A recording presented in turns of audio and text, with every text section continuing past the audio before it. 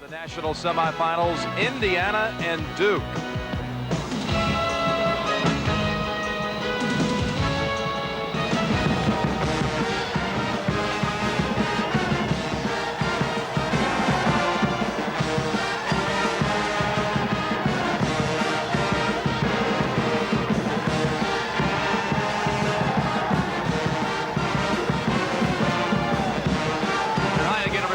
I'm Jim Nance, and welcome back to the Final Four here on CBS. This is without a doubt one of the most highly anticipated matchups in the Final Four in years. Indiana and Duke. Mike Krzyzewski against Bobby Knight. These two have met only one time before, and that was back in 1987 in the NCAA tournament. It's the only year that Duke failed to make it to the Final Four in the last 7. So 87 in a regional semifinal, Indiana beat Duke. Duke's been to the Final Four every year since. Now, road to the national semifinals for Indiana, all double-digit margins of victory. Eastern Illinois, LSU, Florida State, and then the demolishing of the Bruins. For Duke, they started with a win against the Campbell Camels, then Iowa, Seton Hall, and Kentucky in one of college basketball's all-time classic games. And Billy, I said it before, highly anticipated. Many think this will be another classic. What do you think? Well, it should be, Jim. These teams started the season ranked 1 and 2. They've ended the season ranked 1 and 2. A collision course all the way. Both teams playing extremely well, particularly Indiana on the offensive end of the court. And one of the reasons for that is a guy who has actually been benched, Eric Anderson. A starter all his career at Indiana until he got into the NCAA tournament. And since he got into the tournament, he has been as hot as anybody on any team that has played so far. Now let's take a look at Indiana. They're playing in their pairs matchup. 2 men on each side, and it's a defender's nightmare. And the reason for it is, watch the screening from all players. They screen, they cut, they screen, they cut. And what finally happens to Don McLean from UCLA, he gets so tired of following Calbert Cheaney on the screens, he loses him, and Cheaney ends up with an easy layup. Screening, movement, more screening. Cheaney screens. McLean looks for somebody to guard, and there is Calbert Cheaney wide open for the dunk. Billy, will Indiana be able to defend Christian Laettner? There's one record he holds, the all-time leading scorer in the NCAA tournament. There are other records that have already fallen and more that will fall for this guy. Well, it probably would be the case. They're coming out of the locker room right now. But in the case of Christian Laettner, you start with Kareem Jabbar in regard to Final Four history and NCAA history. Our own Bill Walton has to fit in there, but this young man has to be right up there with that in a threesome. Notice there's 10 seconds on the clock, and here's what Duke does better than anybody in college basketball. A double-O post down inside, the ball in Grant Hill's hands. Any one of the 4 men in the double-O can come out and score, and they're all effective. In this case, it's Thomas Hill. Watch Grant Hill getting the ball. Thomas Hill makes the good move and scores. Duke really knows how to utilize that clock. Hey, Billy, here comes Bobby Knight now. Coming back to the Final Four for the first time since 1987 when he won the national championship for the Hoosiers, his 3rd title. How about some Packer points for this one? Now, Jim, there are a number of things going to be important, but the first thing is 2-on-1. Bobby Hurley, who is such a durable player, is going to face both Meeks and Reynolds today. That could be tough on him. The next thing is problem in the paint, and that's an Indiana problem because Christian Laettner will be roaming down there very well. Nover has his hands full. Number 3, some like it hot, and I'm talking about Indiana there. They have been shooting at a torrid pace so far in the tournament. And the 4th thing, destiny rides again. Indiana, 1976, against who? Michigan, the Final Four. Nobody has been a number 1 ranked team since '82 and won a national championship. A lot of destiny in this game. Who will play Michigan Monday night? We'll find out right after this. Coverage of the 1992 The Metrodome. Michigan has advanced to Monday night. Indiana and Duke are next, and it's time for the starting lineups. Here is the voice of the Final Four, courtside, Frank Fallon. Good evening, ladies and gentlemen, and welcome to the Metrodome for tonight's game between the Indiana Hoosiers and the Duke Blue Devils. And now let's meet the starting lineups. For Indiana and forward, a 6'6" junior from Evansville, Indiana, number 40, Calbert Cheaney. For Duke and forward, a 6'8" sophomore from Mobile, Alabama, number 21, Antonio Lang. For Indiana at forward, a 6'9" freshman from Carmel, Indiana, number 44, Alan Henderson. For Duke at forward, a 6'7" senior from Capitol Heights, Maryland, number 23, Brian Davis. For Indiana at center, a 6'8" junior from Chesterton, Indiana, number 24, Matt Noble. For Duke at center, a 6'11" senior from Angola, New York, number 32, Christian Leitner. For Indiana at guard, a 6-foot junior from Peoria, Illinois, number 21, Chris Reynolds. For Duke at guard, a 6'5" junior from Lancaster, Texas, number 12, Thomas Hill. For Indiana at guard, a 6'3" sophomore from Heltonville, Indiana, number 22, Damon Bailey. For Duke at guard, a 6-foot junior from Jersey City, New Jersey, number 11, Bobby Hurley. And the coach of Indiana in his 21st season, Bobby Knight.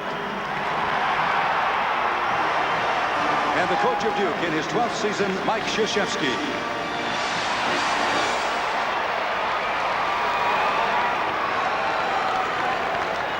Let's get a report now from Leslie Visser. Take it away, Leslie. Jim, Christian Leitner, who is the king of buzzer beaters, some have called him the yuppie assassin, said he hopes the Blue Devils have a little more tournament left in their gym bag. He just told me that he doesn't see himself hitting the winning shot at the last second tonight. He hopes it won't be necessary. Jim? Well, he did it last week against Kentucky as a sophomore in the East Regional Final against UConn. And the first time he ever experienced a buzzer beater was his senior year in high school, in a high school tournament in Ocala, Florida. His team had traveled down there, and he hit a shot at the last second. So 3 times fate has been in his hands, and he's delivered all 3.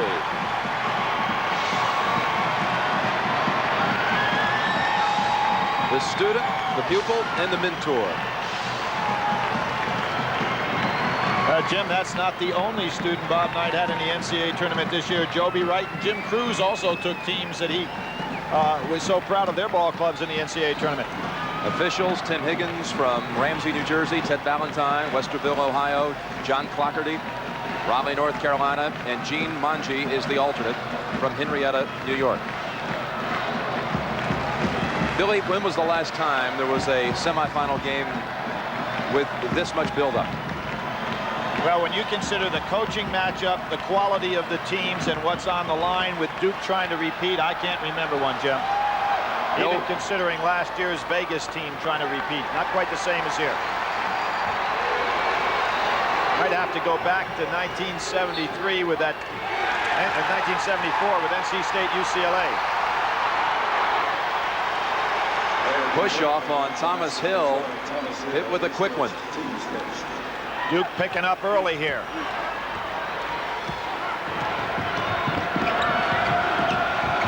Ryan Davis, Calbert Cheney. That's going to be an interesting one.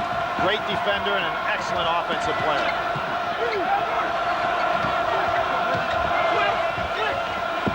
Zipping it inside to Cheney. Excellent bounce pass. Bailey. Now Bailey may be listed at 6'2", but he's an excellent post-up player. Knows how to get shots off inside. And here's that 2-on-1. It's going to be Reynolds on Hurley for a while. Meeks in the wings. And Nova only has one job, Jim. He doesn't have to worry about scoring, passing. Just set screens and guard late. Hill rejected by Henderson. Davis with a good fight. Count it, and he'll shoot one.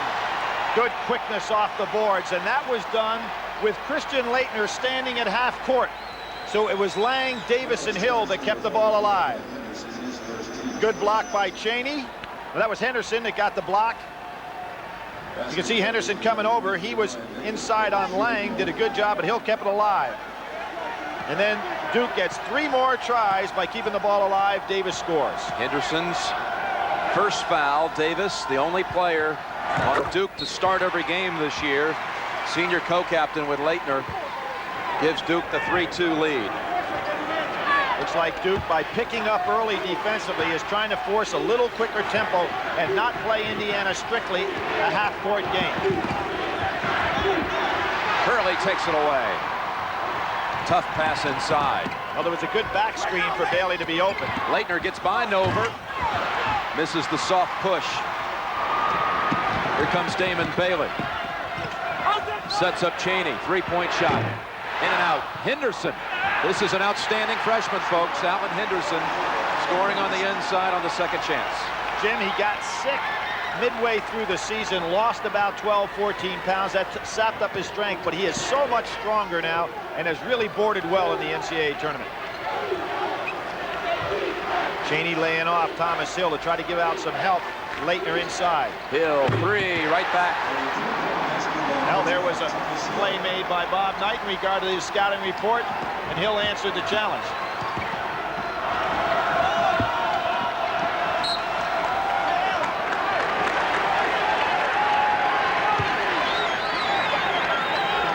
One thing, if you're Hurley and you're playing against Reynolds, you don't worry about him shooting that perimeter shot. He rarely takes it. Cheney, he was hit on the way up. Davis, his first, put Cheney on the line for two. You know, one of the things that has really helped turn Indiana around after losing two of its last three regular season games to Michigan and Purdue is a couple of players have stepped up in the leadership department. Chris Reynolds is one, Calbert Cheney's another. Well, shot selection so important if you're going to play for Indiana. I think back and listening to Scott May, he said by the junior year, I knew the shot I wanted and I worked until I got that shot as opposed to what the defense gave me. And that's what Cheney is learning now and making him so tough. Cheney misses them both.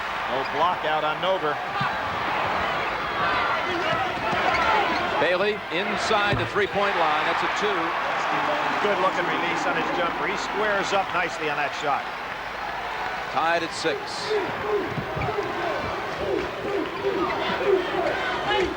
Leitner. Oh, Nover got a piece. And Reynolds hangs out, gets the rebound, bounces it over to Henderson. Reynolds. Turned it over, Jim. No, they're calling a foul on Nover underneath. He might have carried it. Yeah, illegal screen he called. So the first on Nover, the second on Indiana.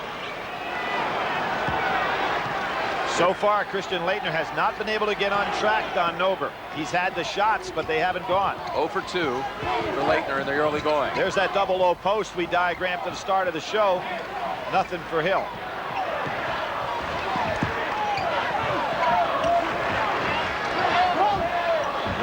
They'll give Lang that shot. No one cut to the pass. Little miscommunication.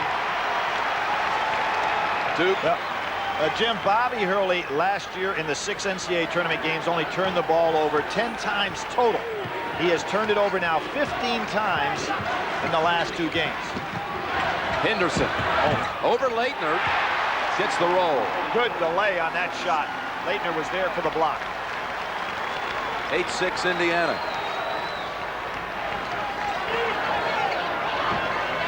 Boy, Leitner has got what looks like about 3 inches on Nover. Lang missing. Cheney bringing it down for Indiana. And here's Bailey. Nice dribbling by Bailey.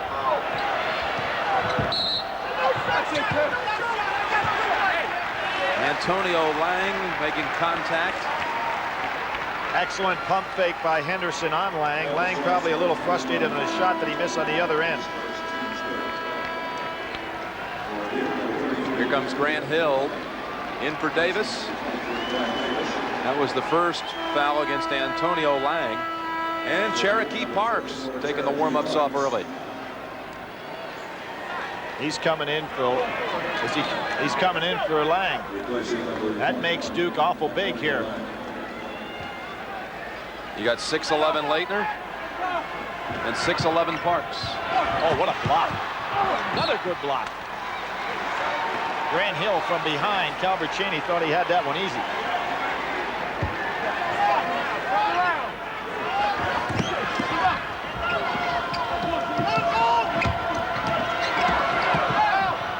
Henderson gives it up to Cheney. Great play by the freshman. Henderson, there he is. to give it up to Cheney. You're absolutely right, Jim. The last time he penetrated for his own shot, this time he penetrated for the dish. Hurley. Three-pointer, Duke's second. He seems to make a habit of hitting threes at a time that is so critical for his ball club. Well, he hit the big one last year, down 5 with 2 minutes to go against UNLV. Hit the big one against Kentucky the other night. Good double team. Thomas Hill strips it away. Bounce pass to Parks. Good Great catch. There's an assist for you, Bobby Hurley.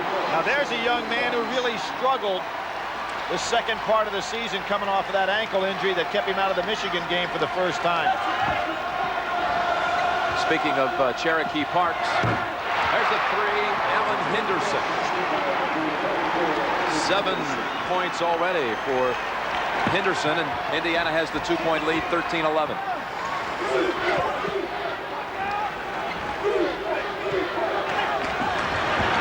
Leitner missing a three. Well, I didn't think that was his shot. A little impatient there. He's got the low post.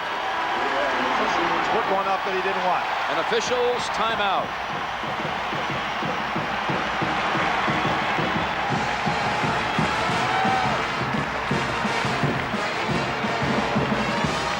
Eric Anderson's had a big tournament. He comes in now off the bench along with Jamal Meeks. And Greg Graham, number 20, takes the inbounds pass. 3 players off the bench for the Hoosiers. 13-11 lead, Indiana. Leitner picking it up now on Anderson. It'll be interesting down the other end of the floor. Bob Knight got great defensive play out of Matt Nover on Leitner, who has not yet scored in the game. It'll be interesting to see who he matches up. It'll probably be Anderson with him on the other end. Cheney swings it over to an open Meeks. He stepped on the line when he received the pass. Now that's a shot that Duke will probably give Meeks all night long, even if he hadn't stepped out of bounds. And here's that 2-on-1. Now it's going to be Meeks on Hurley for a while. And it's going to be Henderson on Leitner, not Anderson. Inside Parks. Oh! You know, Graham out-battles Leitner that time for the rebound. Leitner has not only not scored, Jim, he has not gotten anything off the boards. Henderson over Leitner. Henderson now with 9. Hurley. Wow. Nails his second one of the game. Bobby Hurley really took a setback when he hurt that ankle in the North Carolina game. Had to sit out a number of games. He's probably just coming back to full strength and conditioning now.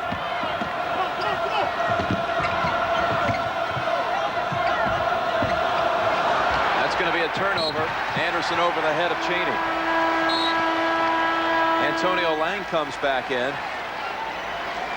for Leitner.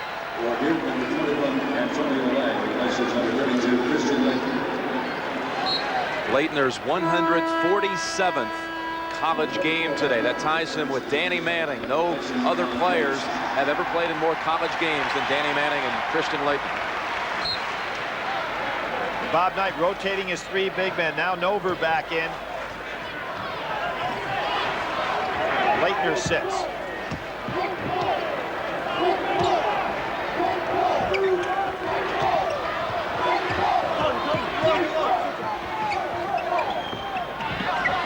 Skip pass. Hurley. Parks had it taken out of his hands by Cheney.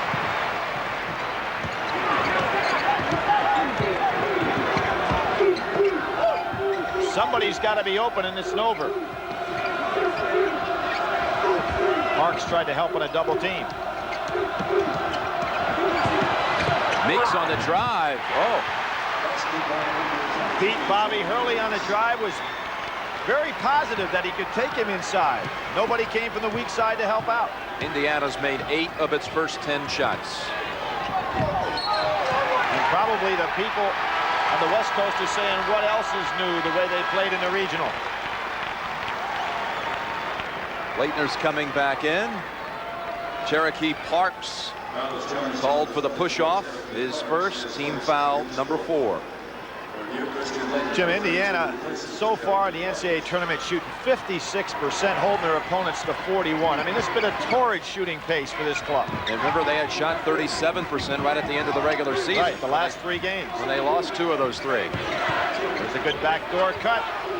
Nice help out by Bob Hurley. Dover left open, soft roll, and a 5-point lead, Indiana's largest. Leitner not doing it on either end of the floor. That's 3 baskets have been scored over him, and he hasn't gotten any himself.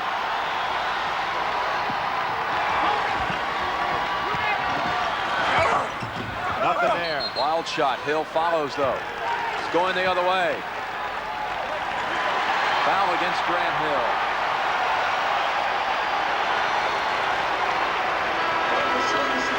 There's the first whistle under 12 minutes. So that's an official's timeout. Indiana by 5. Number 6 against Duke. What's really interesting, Mike Krzyzewski up on the sidelines is screaming at the referees, watch the screening. Kind of amazing. What would you expect to be watching if you're playing Indiana? We talked about that early. A defensive nightmare. Cheney and Anderson go out. Henderson comes back in, along with Bailey. Hurley this time called for it, and that puts Indiana into the 1-and-1. Now, Jim, when you start talking about foul line now, both of these teams have the incredible stat. Indiana having made 114 more free throws than their opponents shoot. Duke 180 more. But it's Indiana that gets on that line first.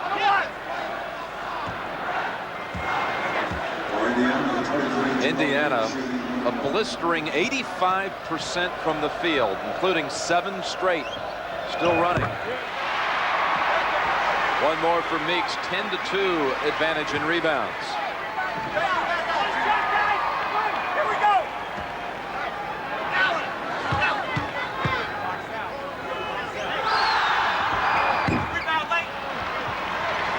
Leitner's first rebound. Again, Nover down in on Leitner. They've got to look for him inside. Just keep pounding it in there. On the blocks. Gets 2 players to commit. Missed the short one. Graham slicing through the defense and scoring. Greg Graham. This is as good an offensive performance as we've seen so far in the tournament because they're getting it from so many different people. Indiana's made 8 straight from the floor. See, Nover's playing right behind Leitner, letting him actually handle the ball some. Two-pointer for Hill as we move under 10 minutes to go in the first half. Indiana by 6. Oh, good pump fake that time by Meeks. Another solid screen call. Now Mike Krzyzewski working those referees on the screens. That's the second one he's picked up. Nover's second, indeed. 3rd team foul. Jim, some real parallels from this Indiana club and the '87 club that won a national title. They were undefeated at home this year. So was that club. 5 starters in double figures. So was that club. And they've beaten every team in the Big Ten this year. So was that club. The only thing is Nover now is in the starting lineup. Well, 5 guys, we'll say. Yeah, but you almost consider Anderson, since he started all season, as the other starter. Backdoor cut available for Leitner. Didn't take it. Davis wants to post up Meeks. Duke kind of out of sync. Kind of like Michigan was the first half against Cincinnati. Good help by Bailey. Stolen away from Hill. And Hurley on a reach-in, his second. And again, they're in the 1-and-1. Well, one of the things that Bobby Hurley did, he did a good job getting back to stop penetration, but he had a chance with Graham, who really didn't realize he was there, maybe to go over and draw the charge instead of reaching in for the foul. And the steal.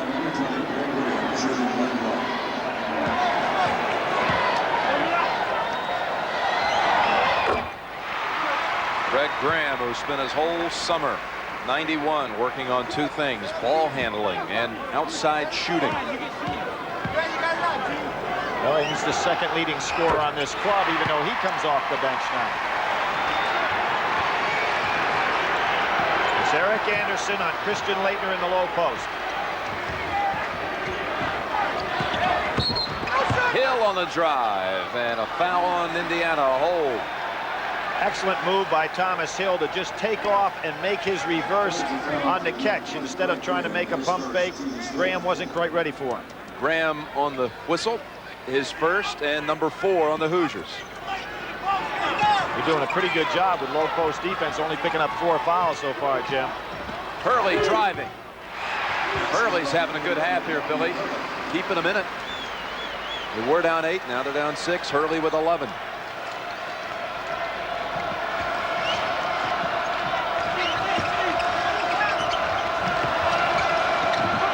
They're making Laettner work way outside, and Hurley has to be careful about not picking up that 3rd foul on a reach.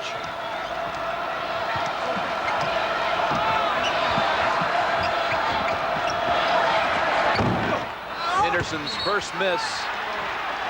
And that was about as well as Duke has defended the total motion offense of Indiana so far in the half. Anderson, Eric Anderson's first. 5th against Indiana. And Cheney back in after a rest. In for Graham.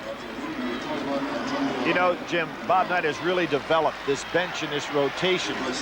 And they come off the bench with, you know, you forgot that they were playing so well, and Cheney, their number 1 scorer, sat there for about 3 or 4 minutes.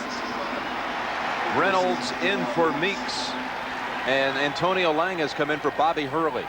Bobby Hurley, Billy, last year at the Final Four, never got a rest. He played all 80 minutes. Well, played 45 minutes against Kentucky the other night. Hill leaning. Good box out by Cheney. Well, Hill had the shot he wanted. So he'll pull up and take the jumper.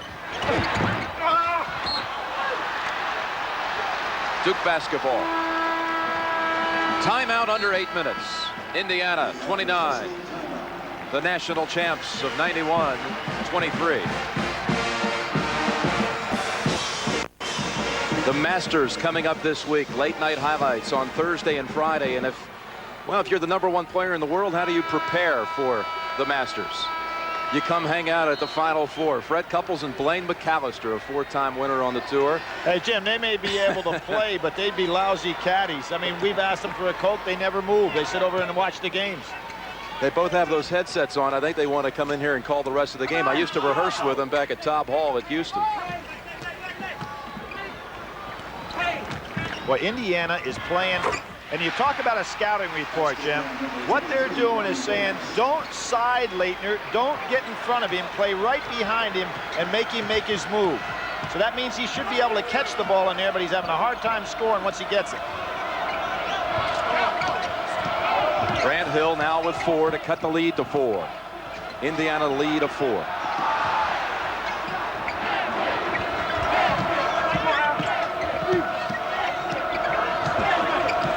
It's the best defense Duke has played.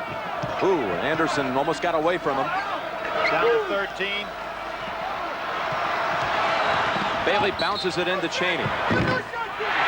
Hold first on Davis. Sensational play on the inside. Brian Davis was playing good defense on Cheney, but Cheney just sealed him with his body. And Damon Bailey made the excellent entry pass. Yeah, he bounced it inside right off the dribble. Second on Davis and team foul number 9. So a 1-and-1, and every foul thereafter will be a 2-shot situation.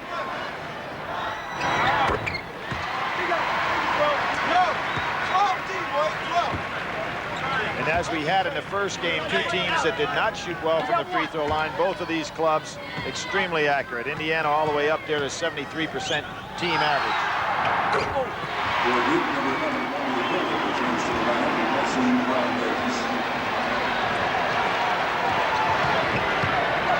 Now watch that low post defense on Laettner. See how Anderson's right behind him? I'm surprised that Duke isn't feeding him the ball down low.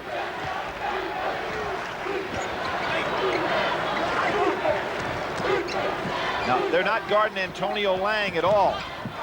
Hill stripped away when he was going up for it. Damon Bailey got a piece. Three-pointer. And that was Calvert Chaney coming over the top. Probably not the shot that Bob Knight would have wanted out of Anderson. A little bit rushed. First against Chaney, number 6 against Indiana. Duke will go to the 1-and-1 after the next Indiana foul. Well, Jim, we can see on the defensive set now what Knight's game plan is with Leitner. Play behind him, and in the case when Lang's in the game, don't guard Lang. Shot. Short on the shot. Yep.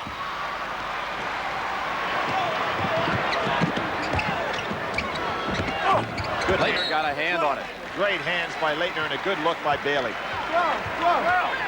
Indiana has not hit a shot from the floor in a little over 4 minutes. Now what helps them is that they're on that foul line and will be shooting from 2 the rest of the way. Normally something Duke does to its opponent.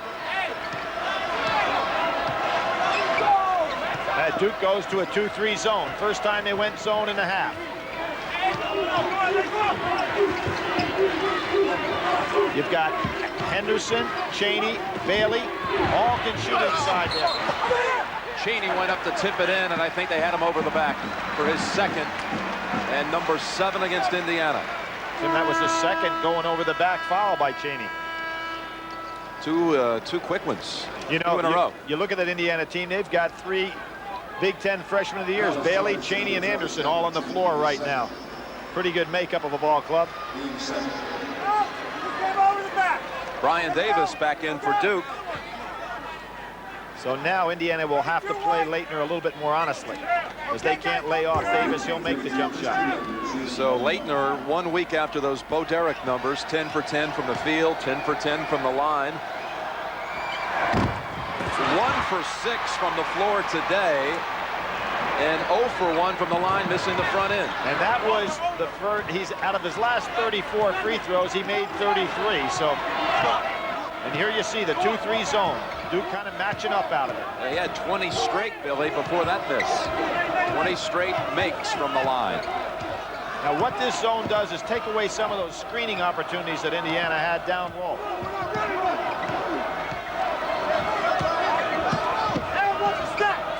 Bailey fakes, commits, gets it under to Chaney, and it's off Duke. Excellent block by Grant Hill from behind. Greg Graham back in for the Hoosiers. You know, it's kind of interesting. We talk about teacher and pupil. You know, Bob Knight, not a disciple of the zone. Mike Krzyzewski doing his own thing, going to play some zone. Under 10 on the shot clock once they inbound.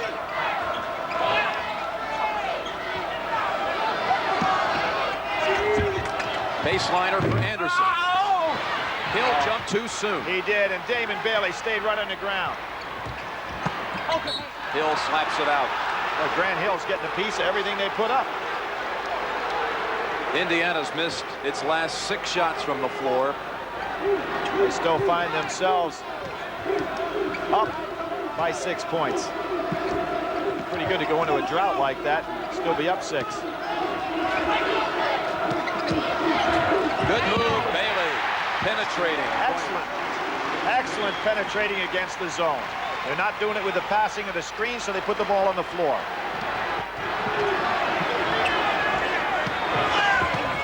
Leitner really clearing out with his hands inside. How about the basket? John Clockley said before. Foul before in the act of shooting. We're going to see Bailey split the 2-3 zone with the dribble. Nobody comes over to pick him up. Excellent play by Damon Bailey. So you can see him split the zone. You know, a lot of people used to say in the old days you shouldn't dribble against the zone, but it's one of the most effective weapons there is. He commits the foul at the other end, his first, and Leitner will shoot a 1-and-1. Just seen his streak of 20 straight snap a moment ago. Oh, about that. Yeah. You know, it seems like the IU fans are starting to ride him a little bit. He will meet that challenge. second time against the zone. Chris Reynolds, and a 10-point lead, only the second time this year that Duke trailed by double digits. The other time was at Clemson, and they came back to win that game. Great steal. Reynolds. He's kicking the ball, no call. Ties it up, and it's Indiana on the arrow.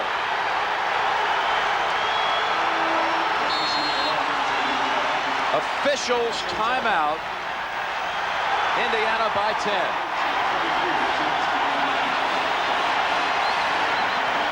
We're back at the Metrodome. Indiana leading by 10 with possession. Duke trailing by a double-digit margin for only the second time this season. 32-2, only beaten by Carolina and Wake Forest.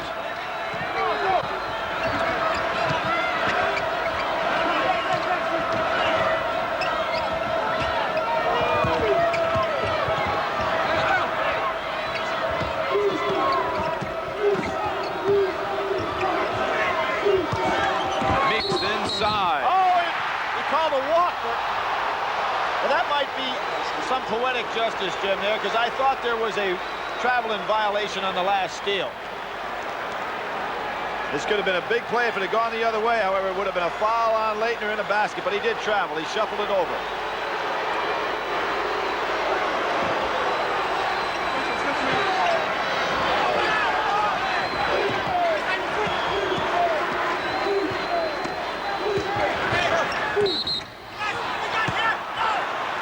Good move by Leitner. Put it right up between the outstretched hands of both Henderson and Anderson. Knight is going to ask for a call there. We get back to that old principle of verticality play here, and Knight said, hey, they both had their hands up. Leitner went through their hands. Watch the play. They both have their hands extended. Leitner goes right between the two. Nobody chopped down. But they call Anderson with his second. So Leitner with 2 attempts. Jim, we talked about Leitner's 10 for 10 from the line. Who do you think the guy is, and I won't put you on the spot, that's had a better free throw shooting than that in the tournament? It'd shock you. You mean all-time? No, in this year's tournament. Christian Leitner, 12 out of 12 against UNLV last year. No, I'm talking about, that's the Final Four. Shaquille O'Neal in this tournament's 12 out of 12 in a game. How about some at all-time? No, all-time. Leitner holds that in last year's tournament.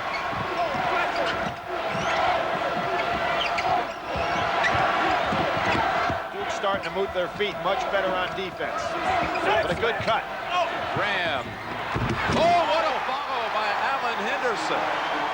Slams it down, and it's back to 10. No block out.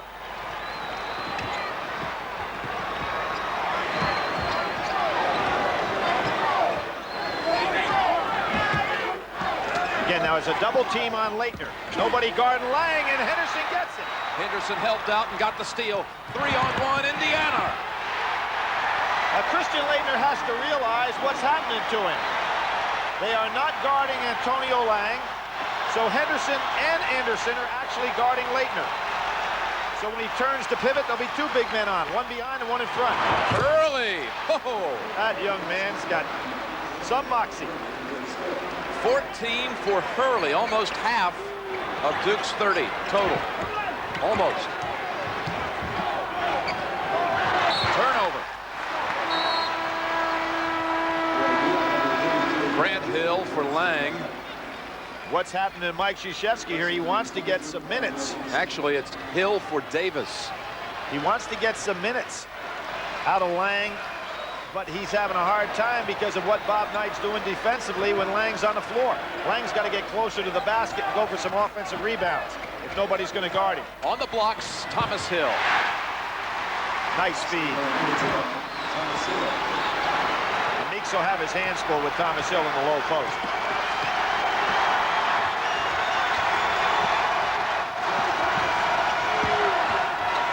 Bailey, three-pointer. Nobody squares up on the 3 any better than Damon Bailey. Can you imagine he's had 3 games this year? We hadn't scored a point. Hurley drawing the foul outside on Meeks. His first.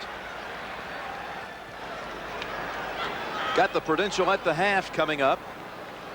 We're 1 minute and 6 seconds to go in the first half as we zero in on the set. Pat O'Brien, Mike Francesa.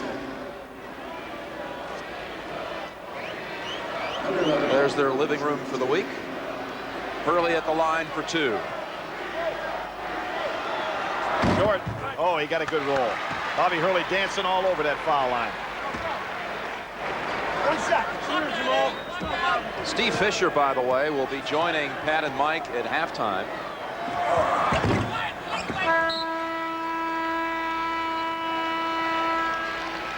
Two generous bounces for Hurley and Davis. It's been a bloodletting so far this half, and Davis has the proof of it right on his shirt.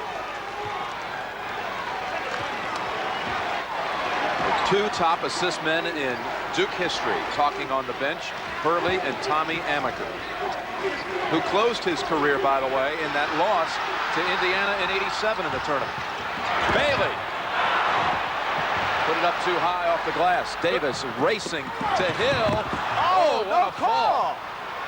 No call at all. Wow, I've heard it. There had to be contact call one way or the other on that one. Anderson. Leitner rips it down for Duke. 30 seconds to go in the half. Well, I keep my clock straight on this one, Jim. It's no shot, nothing on the shot clock. And here's the play we talked about Duke being so tough at. Oh, and he hits it. Thomas Hill put him on the line for one more. Damon Bailey's second personal. And normally Duke will work that down to somewhere inside 10 seconds. That time Thomas Hill probably shocked the scouting report of Bob Knight by going for the shot earlier. And there's a look at Marty Clark, sophomore from Westchester, Illinois, in for Davis with 19 seconds to go in the first half. Thomas Hill shooting ball.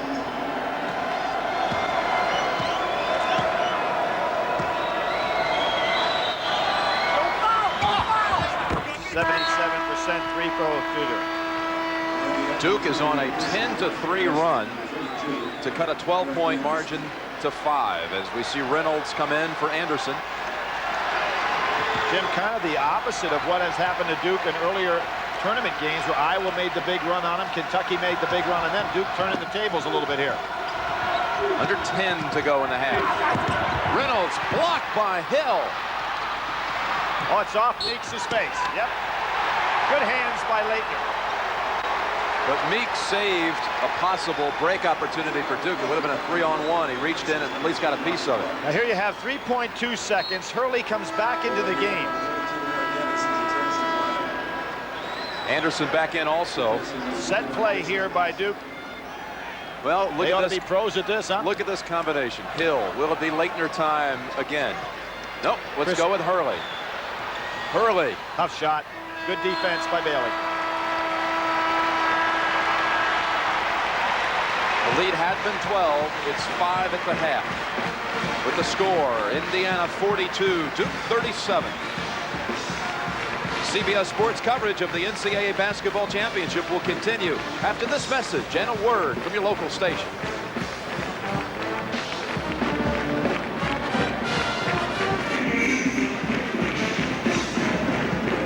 CBS Sports coverage of the 1992 NCAA. Back in the Metrodome is halftime of the second national semifinal. Indiana leads Duke 42-37. And hi again, everybody. I'm Pat O'Brien, along with my trusted partner, Mike Francesa, and welcome to Prudential at the half. And how about the first half, Mike? Pat, I think that Bob Knight didn't look too happy leaving the floor. 42-34. He wanted the last shot. They took a quick shot.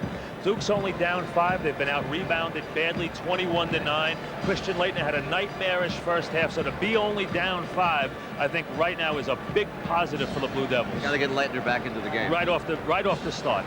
Earlier today, Michigan advanced to Monday night's national championship game, a 76-72 win over Cincinnati. And joining us now, all smiles, is Steve Fisher, the coach of the Wolverines. Coach, congratulations.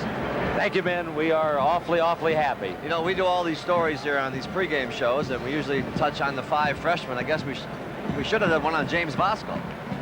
I agree with you. Bosco we didn't just pick him up off the street. He started almost every game last year. Maybe our best stationary spot-up shooter, and he came up big today, no question about it. Steve, he really settled things down for you freshmen. But again, that team of yours, with the kids on the floor, really showed maturity again, as they have throughout the tournament, in the tight spots. Does it surprise you how much maturity they're able to show at crunch time of these tournament games? A little bit, it does, Mike. Although maybe it shouldn't, because I've been with them all year and I've seen the great progression they've made, especially from the neck up.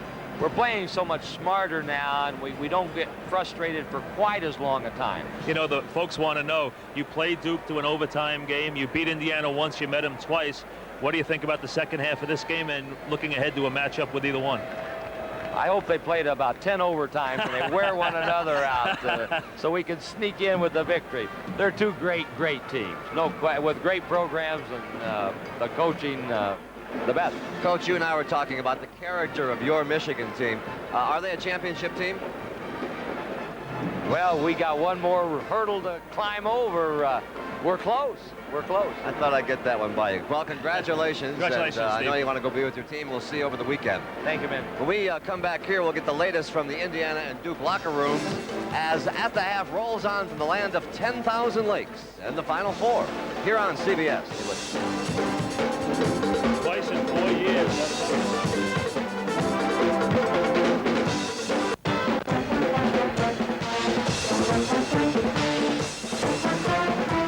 Welcome back to the Metrodome, and at the half, Indiana and Duke. Indiana leads 42-37, and Bob Knight, as we call him now, as he walked to the locker room, Mike Francesa, you talked about it earlier, he was not a happy guy. I didn't figure he would be, Pat. 42-34, he wanted the last shot, they rushed it. Duke cut the lead back. Instead of going in 12, he's thinking, the way I played in the first half, I should be up 10, I should be up 12. I did a great job on Christian Laettner. Tremendous help defense. He had a 1 for 6 from the floor. It's 4 points. I should be up double digits. I'm up 5. I can't be happy about that if I'm Indiana, and I don't think Coach Knight's happy about that right now. Not a happy camp there. In case you may have missed it earlier, the women's championship game is now set out in L.A. today. It was Western Kentucky beating Southwestern Missouri State 84-72, and then it was Stanford over Virginia in a tight one, 66-65. And so Western Kentucky and Stanford will meet for the crown tomorrow at 4 Eastern, and we'll have it for you live right here on CBS. It is time once again to check in with our roving reporters, starting with James Brown, who's stationed right outside the Indiana locker room. JB? All right, Patrick, I'm smiling a bit because I respectfully disagree with my colleague, Mike Francesa. Bobby Knight, when has he ever looked happy? In fact, he is pleased. Consider this. He stopped the running game of Duke. They did not get that going well. The half-court game, he got them into a half-court game. Took Laettner out, as Mike Francesa mentioned, only 1 of 6 from the floor. Rebounds, Indiana snatched 21 and got 10 second chance points. So he did, in fact, accomplish what he was looking for in the first half. What they need to do in the second half is maintain the same defensive intensity and make Bobby Hurley put the ball on the floor. He doesn't create well on his own. Make him force his shots. All right, now for the story from Duke, let's go down to Leslie Visser.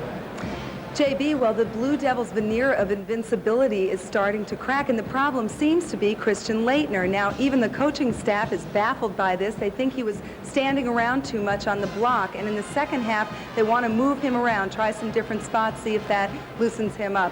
What they're hoping in the second half is also that they can pressure Indiana, see if they can get their way to a repeat final. And if they are going to be a latter-day UCLA, they're going to have to play with a little more passion. Up to you, Pat. All right, Leslie, thank you. Well, these half-hour reporters like you. Now, here's the thing. As Leslie said, I think they'll move Laettner outside, let him step outside and shoot the jump shot. That'll free him a little bit. As far as what James said, I don't think Coach Knight's happy because everything he planned worked in the first half to perfection. Absolutely everything he planned, and they're only up 5.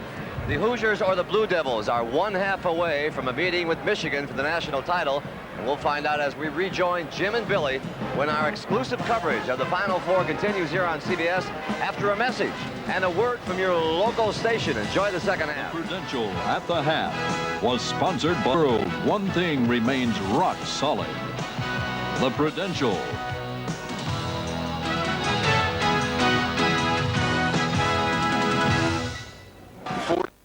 Duke 37 at halftime, although Duke was on a 10-3 run to end the first half. Bob Knight at the Final Four. Well, look what he's done in his last 3 appearances. That was 76, 81, and 87. Every time he is showing up, well, the last 3 appearances, I should say, he has won it all. And Jim, the only time that he lost in the Final Four is in 1973 when UCLA repeated. The club that beat him was UCLA.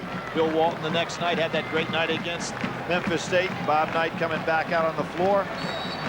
You look at this game, and I agree with some of the things that Mike said, if not all of the things that he said, and the fact that when you look down at the stat sheet, you say, how in the world is Indiana not up by more points? They're shooting 59%, the Duke's 48, 21 rebounds to 9. So far, Leitner has not really come to the front as he normally does in a game like this, and here you see Leitner 1 for 6. But this young man, throughout his career, has had some of his biggest games in the biggest moments. This year against St. John's with a 26-point night. The great game with Alonzo Mourning that he had. The 2 outstanding games with Shaquille O'Neal. And, of course, the great game the other night against Kentucky. So you have to assume that he's going to explode sooner or later.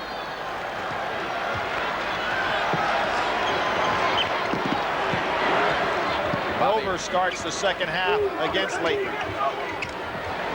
Tony Lang won the ball. He was wide open. Both teams back to their starting lineups. And Leitner misses the lay-in. That was Henderson again. Ball on the floor. Bailey trying to secure it.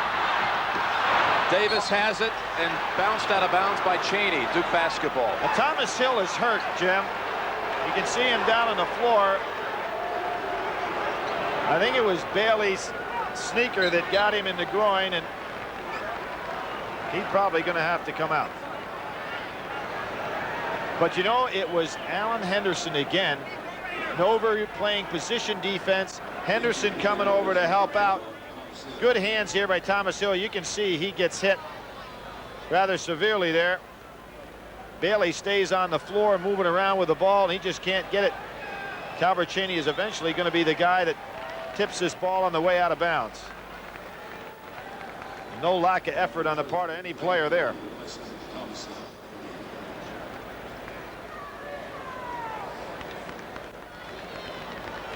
Jim, that was an excellent dump down pass by Bobby Hurley to Christian Leitner on the inside. Leitner just not able to finish yet today, and I think a lot of that is due to the fact of the way he's being played by Indiana, with a man right on his back at all times. Here's tomorrow's lineup on CBS Sports Sunday. The NCAA women's or men's swimming and diving, and then the women's Final Four will finish our day 4 o'clock. Don't forget the CBS Sports Special either. The Eye of the Tigers, a season in Shaq's house, a season with LSU. Grant Hill has come in for Thomas Hill, and here he is driving baseline, missing the lay-in. Good block out on the inside. Duke can't get anything inside to fall. Nover wide open. Leitner asked for some help. Chaney, no, they take it away. Oh, wait a minute. Now I guess they're gonna call it a charge. Very similar to the opening basket of the game where Hill went baseline, picked up a quick charge. No basket, and for Chaney, his 3rd. Bob Knight doesn't realize that yet. By the time he gets back to the bench, he'll realize it. Lang. Now, see, there's what Christian Leitner needs to do. If Indiana's going to play right behind the low post man, take that little turn jump shot or the half hook.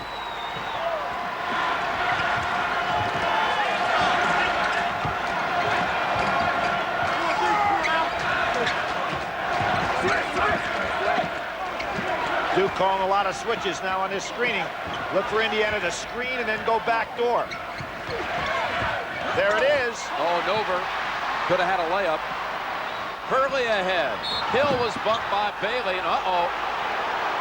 Grant Hill landed on his right knee.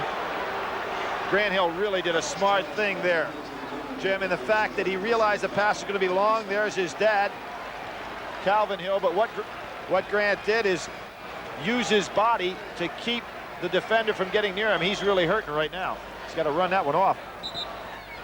3rd on Bailey. So that's Chaney and Bailey both with 3. You can see that Grant Hill used his body instead of going for the ball.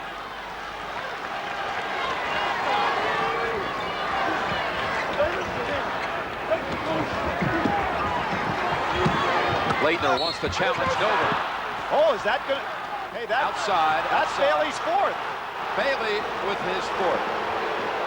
Christian Leitner was able to split the defense. Now Bailey picks up his fourth. Cheney with 3. Bob Knight not making a move on the bench with either one of them. And his assistant coaches are giving him the signal. He's got to get him out of there. Greg Graham is taking the warm-ups off. He'll be coming in on the next dead ball. Grant Hill. This Reynolds has great quickness. Over to Bailey. Shot block. Give it to Grant Hill. That's good. What's the holdup? Is it a Bobby Knight technical? Yes, it is. Technical on Knight, indeed. Now think about that one. Duke had the numbers for the fast break opportunity. He gets the tee. It'll be 2 shots and the ball out of bounds. But Duke was on their way for a pretty good fast break opportunity. Ted Valentine called it the technical, and Hurley will shoot 2, and Duke will have possession at midcourt.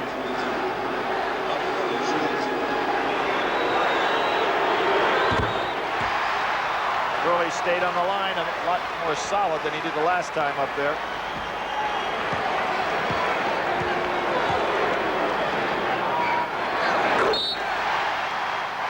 Go back to the last minute of the first half, and Duke has scored now 9 unanswered. Jim, when Mike Krzyzewski went to that 2-3 zone in the first half, he settled his club down, and that's when they started to make that turnaround. What a screen! Took Reynolds out. Duke can take the lead, and Hill does it. Grant Hill not favoring that knee any on that play. They've stepped it up a notch now with intensity. A 16-3 run.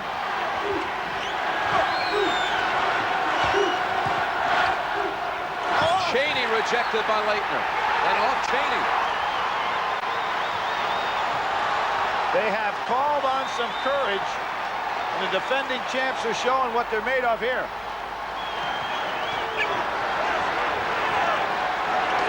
Now's the time to let Leitner touch it down low. Here he is. Working on Henderson. Draws the foul. And no signal. That's going to be on Henderson, I believe. And Bob Knight's got to be thinking timeout here. Count the basket.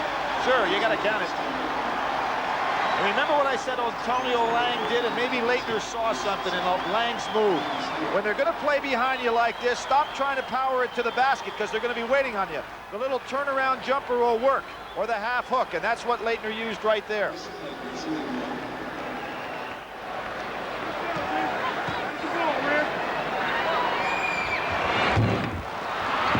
Leitner's 3rd miss of the game, Jim.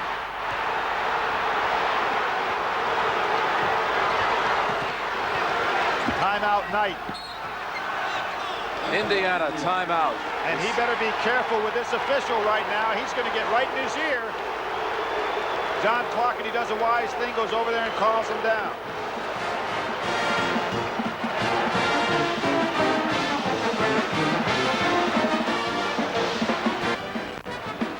Bobby Knight sitting for the first time while we were away in that commercial. He was still giving the officials more than an earful. Well, Jim, he better be careful right now. You've got 3 very talented officials on the floor. They're not going to listen to much more of his gruff. Good defense. Again in a play over to Nover. Leitner. Now nothing falling for Indiana on the inside. Leitner really wants it now. Wanting to challenge Nover. And Wisely does not. Hurley. And he was shooting that ball over Alan Henderson, the best shot blocker on the Indiana team. Not accustomed to playing that far away from the basket, but still a good shot blocker. Hurley with 21. Cheney short. Again, it's Leitner. Here comes Duke. They got 3 on 2 with Lang on the side. Yep, charge. And Lang hit his tailbone on that one. No basket. Lang called for the charge. Now this is just good fundamental defense. Bobby Hurley pulls up. Mike Krzyzewski doesn't like the call. But they've been consistent because they've been calling that a charge the entire game. That's all you can ask of an official. Grant Hill was hurt, Billy, and he's on the bench right now getting some help. Boy, the defense that Duke is showing now is the thing that I haven't seen out of them since February. Yeah, they're playing at a different level right now. It's time to get Leitner down in the under the basket. He's ready to go with Eric Anderson.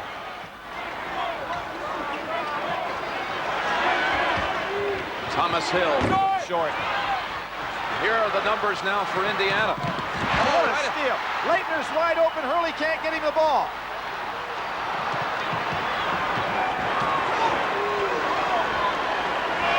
It's time now, Jim.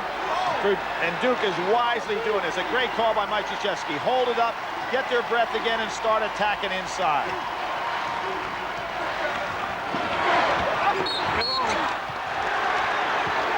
Davis to the line for 2. Indiana has not scored in the second half. Missed all 5 of their shots from the floor. Cherokee Parks comes into the Duke huddle. He's got some blood on his shirt too, Jim. So now it's Davis and Hill. This is hard to believe, isn't it? And at that point in the game is when Mike Krzyzewski went 2-3 zone just for a few minutes and changed the style of play completely.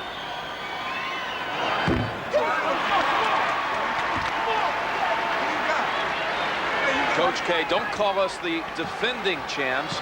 We're not defending anything. We won it in '91. This is a different team. A different team that he put to the test the entire year. A tough schedule on the road.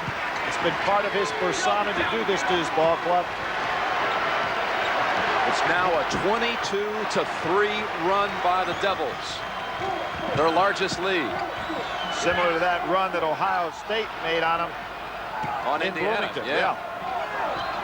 But Indiana came back to win that game. Yes, they did. After a 26-2 run by Ohio State. On a key 3-point jump shot. Cheney. Cheney on the follow, they're going the other way. Offensive. Offensive foul. Brian Davis getting in the way. Knight can't believe it. But the officials this entire game, and talking about consistency again, have called that a charge on both ends of the floor. Billy, that's now 4 on Cheney, 4 on Damon Bailey. Well, and Bailey's loss really hurts Knight being out on the floor because he was the one that was doing such a good job getting them into their offense. Report from the Duke bench is that Grant Hill has bruised his knee. Well, he's back in the game now, Jim. But he is in there, knee twice now in this half. He's been bothered by it. Oh, Davis missing it all. I think Duke is making a mistake the last couple of possessions down the floor. They're not letting Leitner touch the ball down low. And I think he's ready to start putting something away. Davis with the steal. Foul on Reynolds. And Davis took a shot to the nose. Well, the other day, Antonio Lang took a shot in the eye from Meeks. He's got stitches over over the eyebrow. Some guys there's a lot of effort being put on this floor now by both teams. Meeks comes in for Cheney. Cheney with the 4 fouls sits. Monday night, Michigan will play the winner of this game. Michigan and Duke this year on December the 14th played an overtime game that was talked about all season long. Michigan and Indiana split on the season. And of course, Michigan and Indiana in '76 played against each other for the national championship. First time 2 teams in the same conference ever did that, with Indiana coming out victorious and ending an undefeated season. Cheney and Bailey both with 4 fouls. And both who were the guys that were responsible for that comfortable lead at one time for Indiana in the first half. Double figures. 1-1. 23-3 run, but I should say 18 unanswered. 18 unanswered. Jim, I think the one that shocks me more than anything is that number 42 up on the scoreboard. It's been there for what seems like ever. Seems like an hour. That was what they had at halftime, so. It has almost been an hour.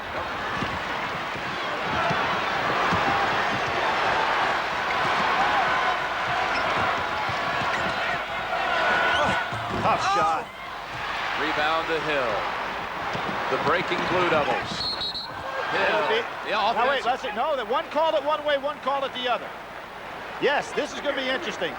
Oh, wait a minute. You thought Flaherty had it the other way. I sure did. I think he changed his signal.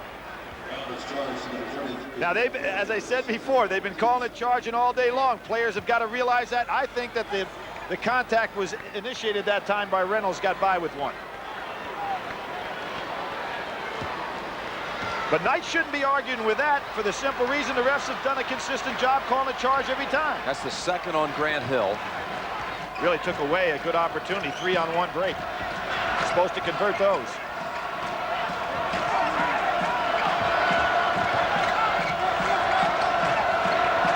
Greg Graham, three-pointer. Tim, the comeback by Ohio State was stymied by a jump shot three-pointer by Graham. In that one, Ohio State had gotten to a 5-point lead on that 26-2 run. Duke had it up to 8. Hill. Lang keeps it alive, but Meeks chases it down. Not the pass you want if you're Indiana. Trying to make a solid comeback. Bob Knight wants that possession of the ball and make Duke work on defense. Damon Bailey went after the Final Four long jump record. Went over 3 rows of photographers. It's Chris Reynolds back in for Indiana. And Meeks is out. He does not want that kind of pass. Again, I'm going to go back to the fact that I'm beating a dead horse here. It's time for Leitner to touch it inside. Duke has given up a lot of easy possessions here. Lang slipped out of his hands, and that was Alan Henderson again with solid defense. I'm surprised the Duke bench doesn't tell them that Leitner has got to touch it.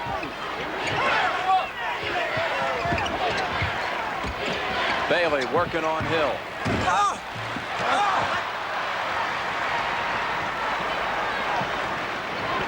A lot of guys tired right now. This has been a real war for 10 minutes.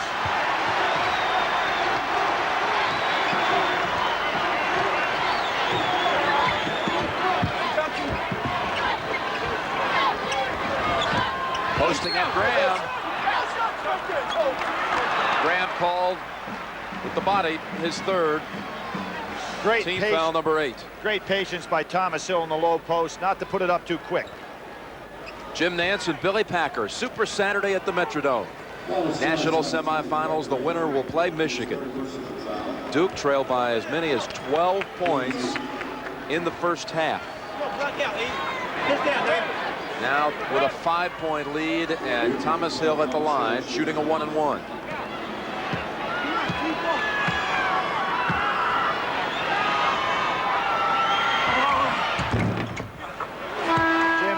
The second half, we see Duke getting to that foul line often and early. You look up on the scoreboard, and Duke has only committed 2 fouls. So now they're getting the balance going their way. Nover in for Indiana.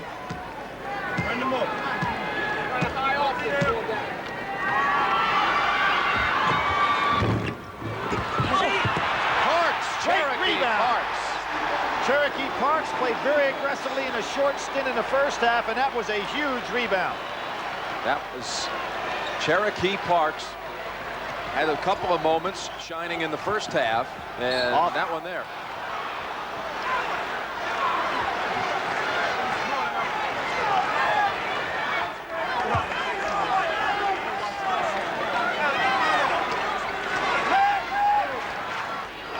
Minutes to go. Duke leads by 8.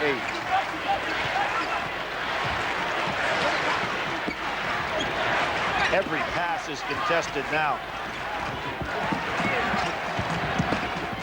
Graham spinning and almost losing control of it, but a foul called on Duke. Grant Hill made the reach on the spin dribble. That's his third, and an official's timeout with 11:51 to go.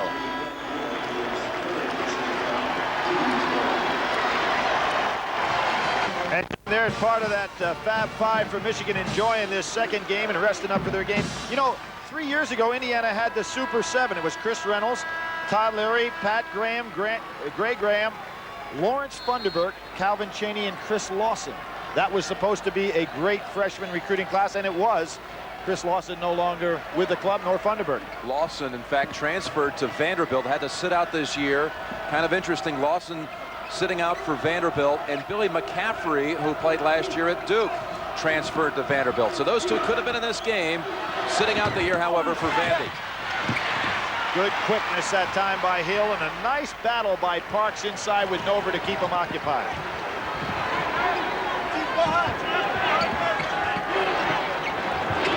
Get it into Leitner.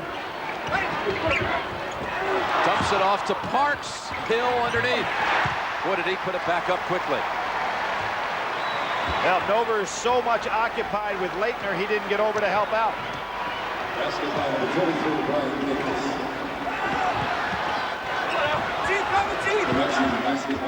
Tough shot. Yep. Tough shot. Last touch by Leitner. Let's get a report from Leslie Visser. Jim Nance, Brian Davis has sprained his left ankle. They haven't taped it yet because he wants to try to go back in if they need him. So far, he just took a couple of aspirin. Jim, you know, I talk about on the other end of the floor, Christian Leitner. His last shot was at the 17:28 mark, so he has not had the ball to shoot for almost 7 minutes. Not a good move by Duke. Henderson. Charge again. Offensive again, yep. Can you believe that? 59% in one half, 9 in the other. 1 of 11 is what that is. And Anderson comes in for Henderson. You've got Bailey and Chaney on the court for Indiana with 4 fouls each.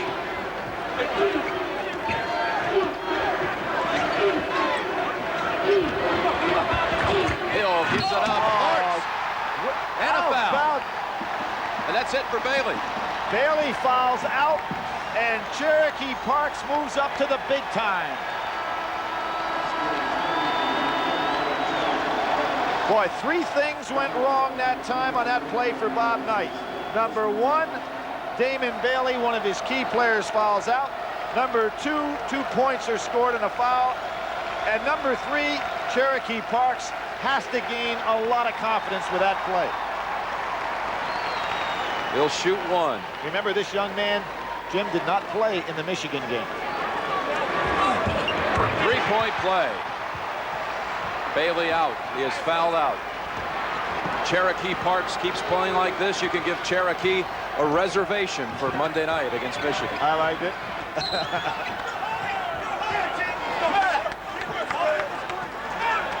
Where do you come up with these?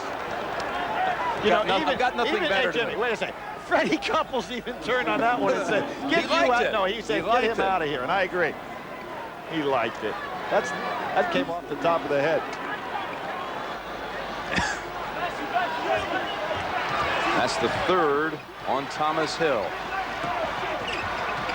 Boy, this defensive intensity, just making every pass so tough to throw.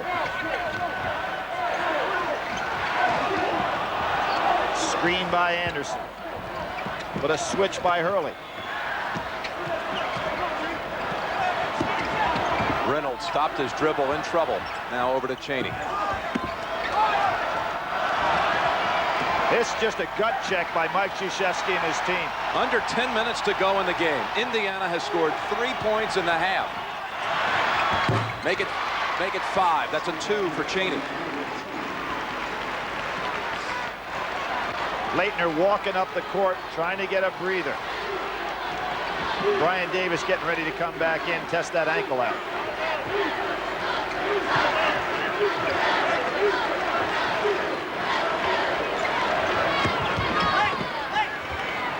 Hurley. Look at Hill. Grant Hill. He has been awesome on the offensive boards in his second half. Another putback for Hill. He has 10 points. Boy, Chaney almost threw that ball back court.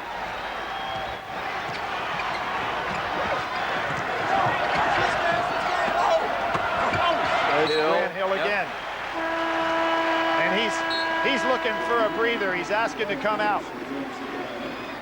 Davis back, trying to loosen up that ankle. And Antonio Langen for Cherokee Parks, Grant Hill.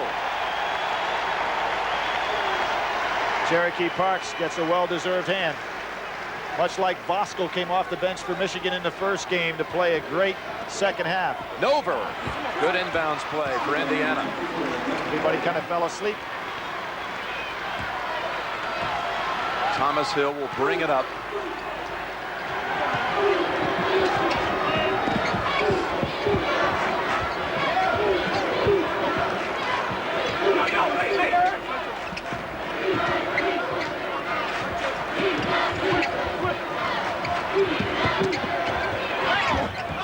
Passes at the last second to Davis. 8:20 to go in the game. Here comes that double low again. Oh, we called a foul on Reynolds inside as Davis tried to post up. Second on Reynolds, and the 10th against Indiana. Double bonus time. Put Duke on the line for 2. Jim, what a change of events we've had in this game. In the first half, points in the paint, Indiana 24, Duke 10. In the second half, Duke 14, Indiana 0. And they just got the 2 on the inside on that inbounds pass. So let's make that 14-2. And that didn't really come off the offense.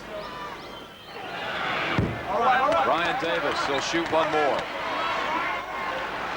Brian worked on Wall Street last summer for Morgan Stanley down on the floor. He's kind of intrigued by the financial world. I said, you have a stock tip for this weekend? And he said, yeah, Duke Power.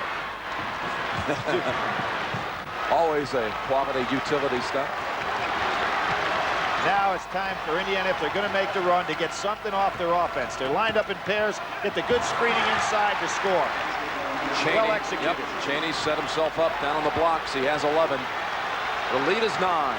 Duke by 9. And again, Christian Laettner has been awful quiet. Hurley. Oh, all of those threes have been so pure, just ripping the nets. That's his 24th point. He was the savior in the first half for Duke, even kept him in the game. Chaney, short on the baseliner.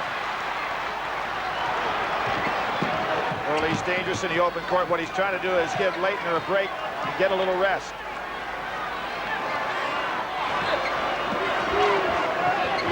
Chaney's going to have to go out and play Davis, so Davis will just hold the ball.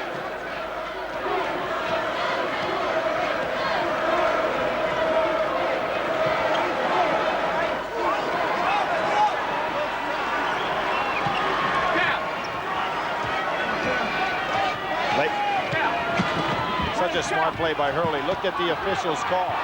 Short. Thomas Hill anticipated some body contact there. Reynolds ahead to Chaney. Oh, he fumbled it out of bounds. Last touch by Duke. It's an official's timeout. We'll be right back to the Metrodome as the Devils lead by 12. Summarize, just look at the second half. Duke 26-9, outscoring Indiana in the half. And of course, we see Hurley having the big game, particularly with the three-point shots. There's Davis out. He really limped coming down the floor on that last time. They immediately took him out. Now the trainer working on with a big ice pack on the ankle. It doesn't look like he can come back in. It might be tough if Duke wins to get back for Monday. Here's Graham.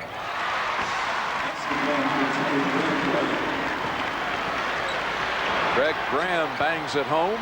I would not be surprised in this situation to see Mike Krzyzewski start using the clock a little bit more, knowing that he cannot go to Davis.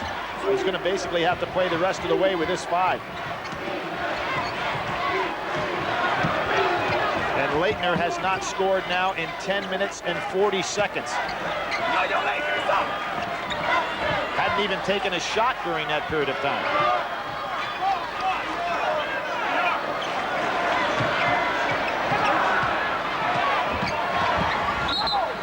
Hurley with 6 on the shot clock, draws the foul. Report time from Leslie Visser. Jim, during the last timeout, Brian Davis had his left ankle iced and taped. They don't know how severe it is, but he will not play again. Jim? In this game. He is a senior, and no, should they get there Monday night? That was Greg Graham's 4th foul. Daly is already out with 5. Graham, a very important perimeter shooter for the IU team, so they'd be in tough shape in that regard. That attempt from the line by Hurley was Duke's 1,000th free throw of the season. Leitner kept it alive for Lang. They call Lang for the foul. His 3rd. Duke now with 1,001 free throws on the season. Their opponents have not even attempted 600. And when you look up there on the scoreboard, Duke has only committed 5 fouls this half, plus playing this great defense.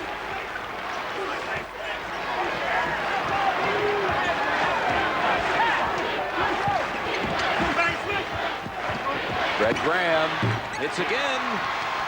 Comes out of the timeout with a couple of field goals. He has 13 right on his average. That's why it's so important with Bailey out of there to keep Graham from picking up his 5th.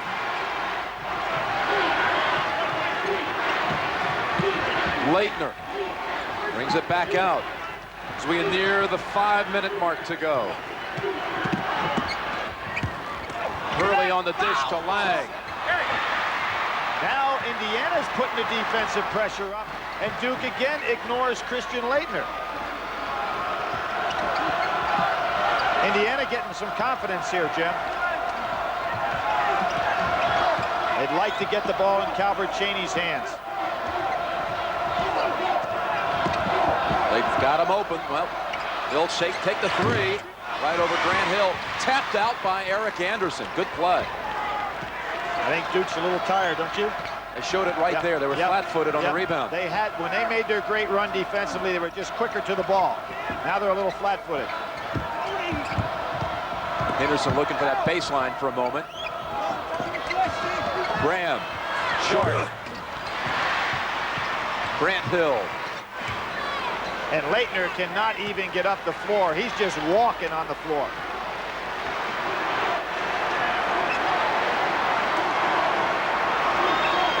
It's a tired ball club.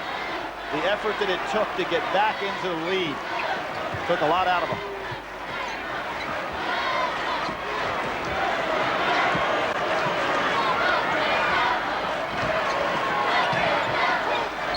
Lang got poked in the eye. He's having a hard time with the eyes this week.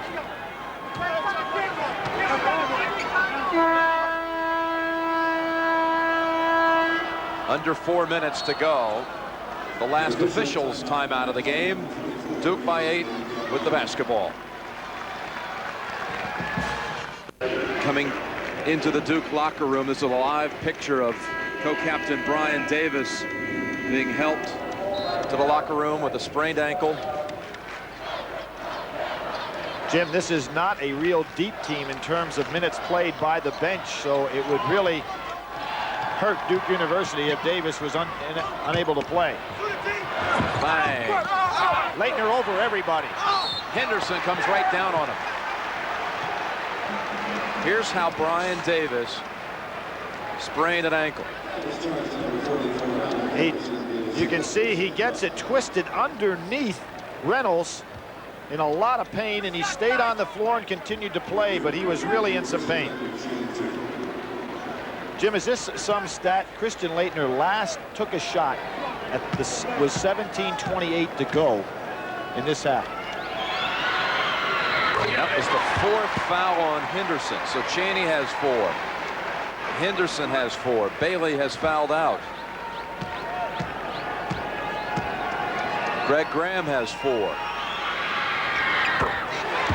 Mother Bonnie in a soft cast after having neck operation, a degenerative disc in her neck.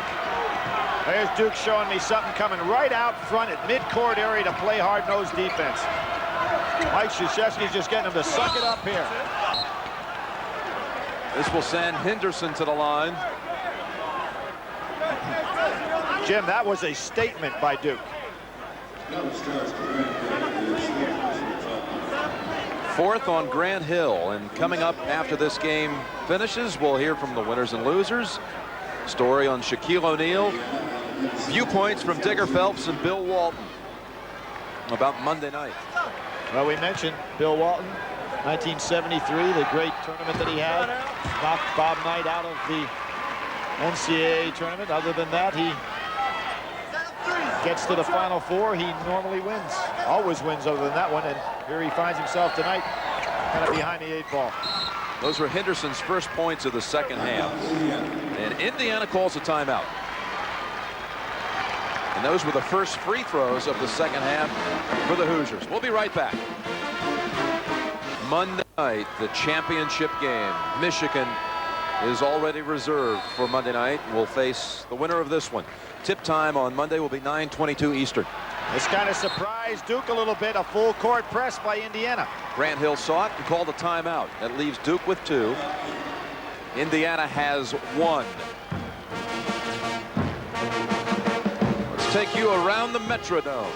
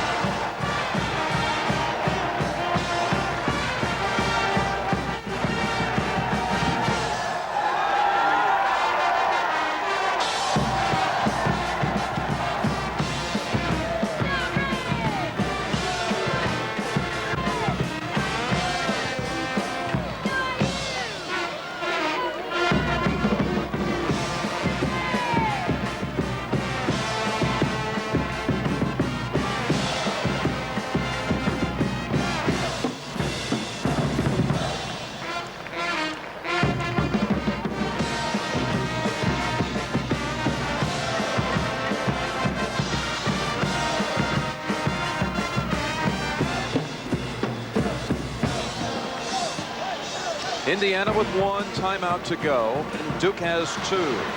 The arrow belongs to the Hoosiers, who are going to pick it up again. Full court pressure on Duke. Duke with an 8-point lead, Billy. Good strategy by Bob Knight to pick up. You know, he breaks the game into 2 parts. One is playing basketball, the other one's shooting. The first half, we know what they did. They shot 59%. He always said you can't always overcome bad shooting, but sometimes good shooting overcomes errors in play. And in this second half, they've made some misjudged errors in their play. Some of the passes have not been there, and obviously their shooting has dropped down to 33%. That's why there is the turnaround in this game.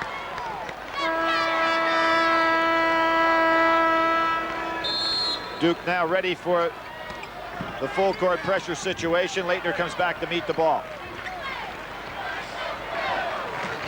Talbert Cheney with 4 playing Grant Hill, who will probably occupy the ball along with Hurley for much of the remainder of the game for Duke. Under 3 minutes. Now there's a switch has been done, and now they're going to probably switch back. It is, so Reynolds can get back on Hurley.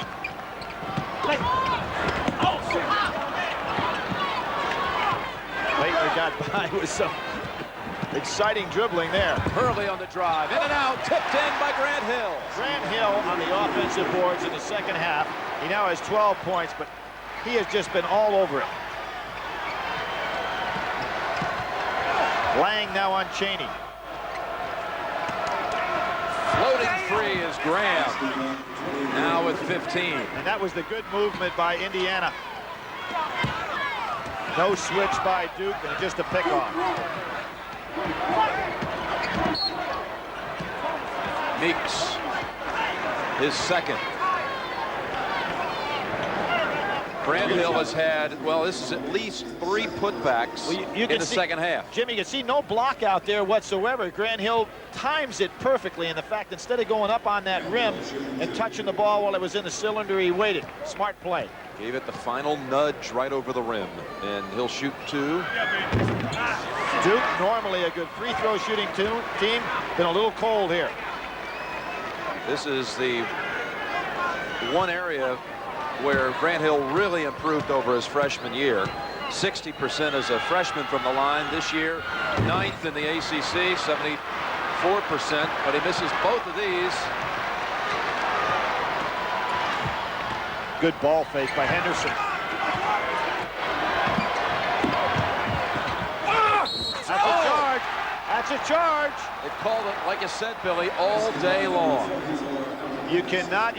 Again, I think this game has probably been as well officiated, Jim, as any game of this stature I've ever seen. And the reason for it is, on every occasion, the referees were consistent on that call. That is number 5 on Alan Henderson. Young man who was not only recruited by Stanford, but there he is, Duke as well. And on his visit a year and a half ago to Duke, Antonio Lang and Grant Hill showed him around right before the start of their freshman season. But he opted to go for Bobby Knight, and he fouled out, had a big first half, 11 in the first half, 15 overall. They counted the basket, Billy. Now they've scored the basket, charged him with his 5th personal. And you know, Bob Knight, talking to him there, I could read his lips, talking about the blockout situation on the other end of the floor against Grant Hill. Constantly the teacher.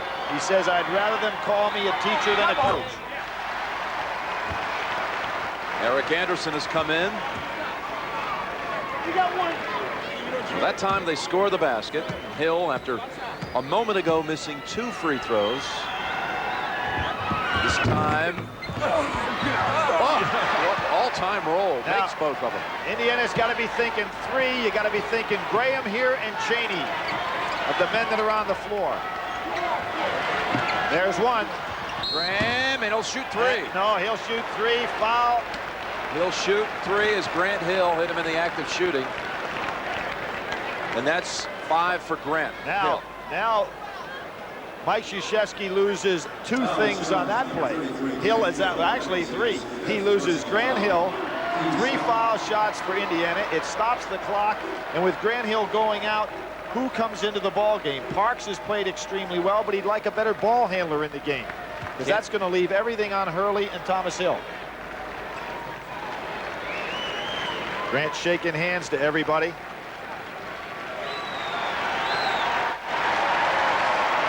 And Mr. and Mrs. Calvin Hill. Marty Clark is the man chosen by Krzyzewski. Tough assignment for that young man to come in right now and play, and he knows he's going to be called upon to handle that ball some. Not a good foul by Grant Hill. Well, Jim, you've got the guy out there. You've got to let him take that shot. 3 shots for Graham. Now Cherokee Parks bounces off the bench, and Lang will rest. So you've got Parks and Leitner, the 2 6'11" guys inside for Duke. Jim, we're going to see some more pressure, particularly on made free throws for Indiana. Do what they did the last time down the floor. Match up, probably not guard the man taking the ball out of bounds and try to catch a cutter.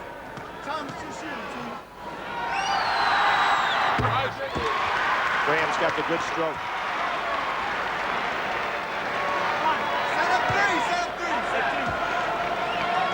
This could bring Indiana within 5. 69-64 Duke. See, nobody guarding the man taking the ball out of bounds. Good quick maneuver by Duke. They double up Hurley, and Reynolds steals it. Cheney again. They're looking for Cheney or Graham. Cheney was calling for it. Spinning, no foul, and Marty Clark, just under the game, gets the rebound. Cheney lost the handle as he made the cut on the baseline. That's what necessitated that shot. The dribble caught him, and he didn't have a clear path to the basket. You see the steal. Hurley gets double teamed. Goes down on the floor. Excellent play by Indiana on defense. Graham elected to take that 3. He could have brought him within 2, but Graham later commits his 5th personal. He is fouled out, Billy. You see how Cheney got the ball hit? Excellent play by Leitner from the back. Indiana number 30, Todd Leary. Versus Greg. They Graham out of there. That takes away another one of their 3-point threats. 18 points. It's been outstanding in the NCAA tournament. Coming off of that bench as a scorer. So Bailey and Henderson and Graham have all fouled out. And Indiana, with not a very deep roster, has brought on Todd Leary, a former walk-on in a red shirt a year ago. 2 for Marty Clark. Boy, it is so tough. Here's Leary. It's so tough to come off of that bench without having the good sweat and make these key free throws. Graham had the big game against Florida State with the 19 points and 7 rebounds. This is a kid right here who went to Isaiah Thomas's high school, St. Joseph High School in Illinois. Big 2 there. 7-point Duke advantage. Reynolds racing right through, and Hill saves it for Duke. Now the key for Hurley here is the clock, not the key is the clock, not additional points, and he wisely goes and tries to break the trap. Cheney, is it on Cheney? That's his 5th, and now 4 Hoosiers have fouled out. Now, Jim, probably some of the people in the Big Ten saying it's about time to see Indiana in some foul trouble. It's one of the reasons that they have been so successful over the years, putting their opponent into foul trouble. Now they have, what, 3 men that have fouled out? 4. Bailey with the early foul out really got in trouble. Henderson, Bailey, Graham, and now Cheney. So they're really down to 6 players. They only dressed 10. Hurley. I give a lot of credit to this young man right here. Cheney played an outstanding game, and the man on the foul line, Bobby Hurley, kept Duke in the game in the first half with his gutty play and good outside shooting. He's doing it again. Hurley has just tied his career high 26 that he set against Michigan and Maryland this year.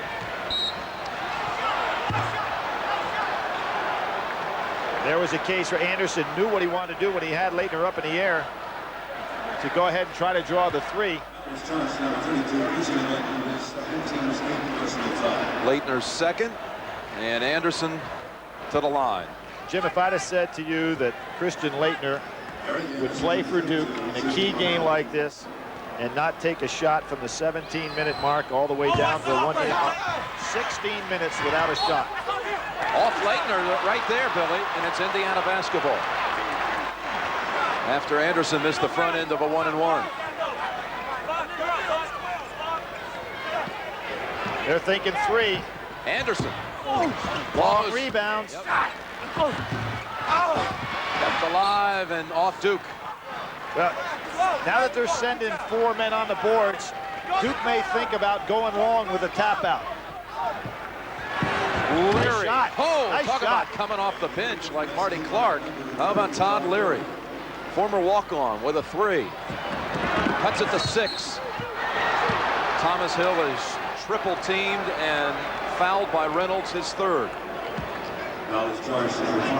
The only guy on the Indiana roster that has not played, the last guy, is Todd Lindemann. There he is on the right with the elbow pad, 7-foot freshman from Channing, Michigan. Bob Knight told us the other day he wished he had red-shirted that young man because he thinks he's going to be an outstanding player. First 7-footer for Bob Knight since Uwe Blab in 1985.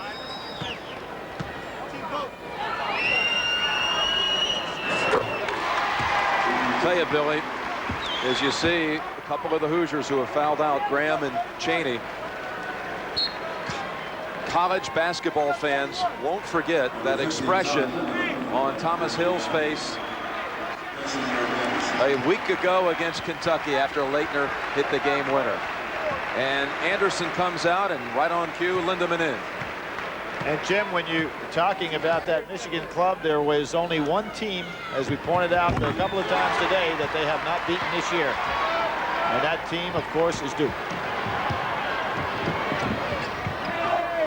Leary again. Oh, my goodness, and they want that timeout. Knight calling for it. Oh, that could be 2, sure. That should be intentional. They're going to get 2 and the ball. 35 seconds to go, and Leary off the bench with 2 threes has cut it to 5. Knight's upset that his team didn't call the timeout. Doesn't want it now.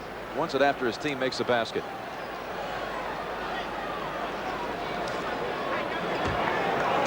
You see the pass inbounds, and without question. But it was not called intentional. Oh, it wasn't called intentional. Nope. Sure wasn't. I cannot believe that. Neither can Mike Krzyzewski. I mean, the man just goes and tackles him. No intention to go for the ball. Clark's already hit 2 free throws in the last minutes. Now 3 for 3. Well, that's really some performance coming off the bench. How about Leary? Both of these kids, Leary and Cold. Clark. You know, they hadn't been in any action whatsoever. Come off the bench and hit those deep corner jumpers in these key threes.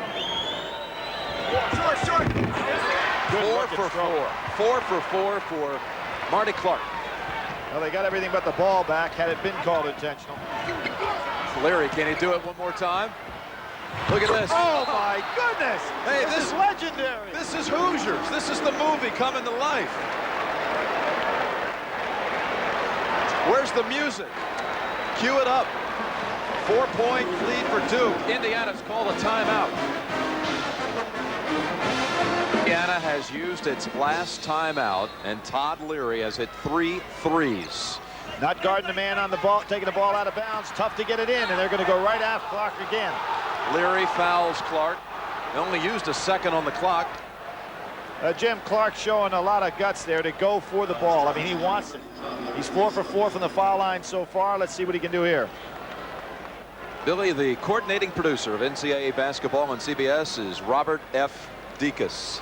Today's national semifinal was directed by Robert A. Fishman, and the Final Four show was produced by Eric Mann and directed by Duke Struck. Senior producer of CBS Sports is Ed Gorin, and the executive producer of CBS Sports is Ted Shaker. 2 for Clark.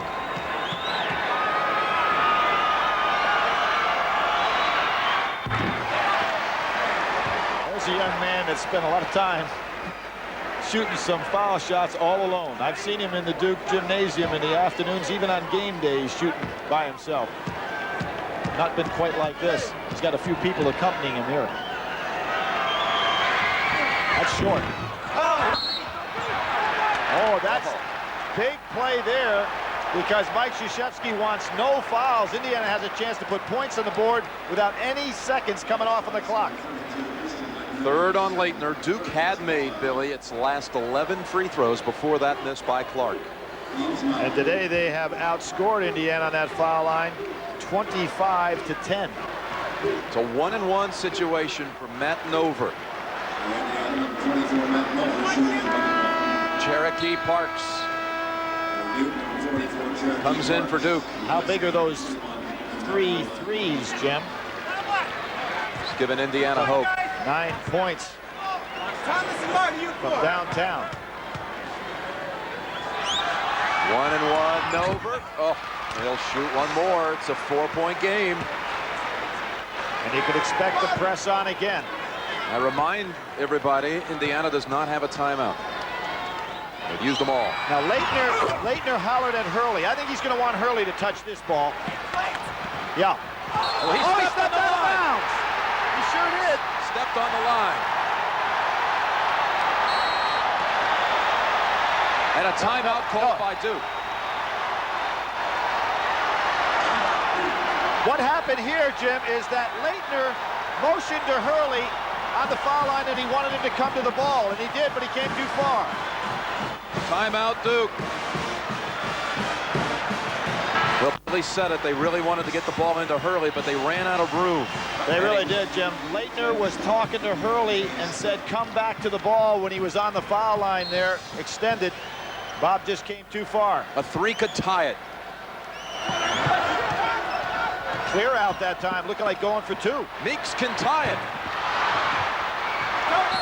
Into Lang's arms, and he is fouled by Leary with 13.6 seconds. Jim, I've been surprised on the out-of-bounds situations that Duke hasn't had Leitner come to the ball and throw the ball high to him, as opposed for Leitner passing the ball inbounds, because two things. One, he can catch the ball up high with those strong hands, and two, you put him on the foul line, your best free throw shooter. The young man has not had a big second half. Has not taken a shot. Duke led 73-64 with 55 seconds to go. A 9-point lead. And Indiana actually had a 3-point try to tie it. Now Lang will shoot 2.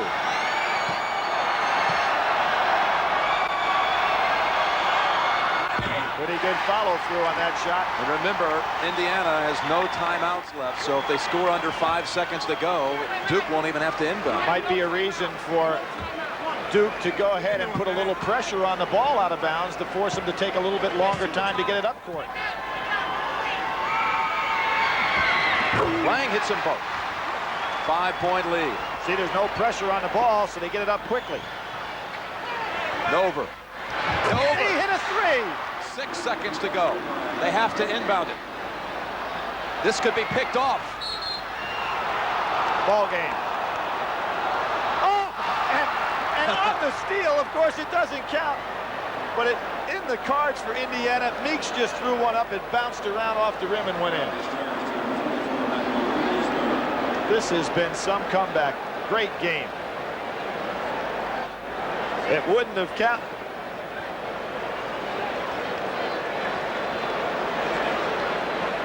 In this particular case, the only thing that could hurt Duke is Parks to put up an air ball. 1/10 of a second left. Well,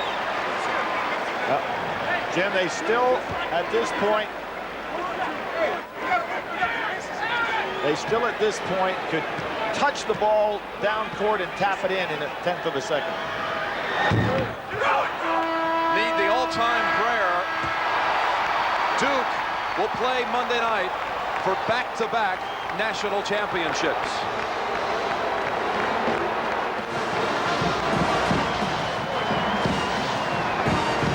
It's the second straight year at the Final Four. The mentor went against the pupil, and for the second straight year, the pupil won.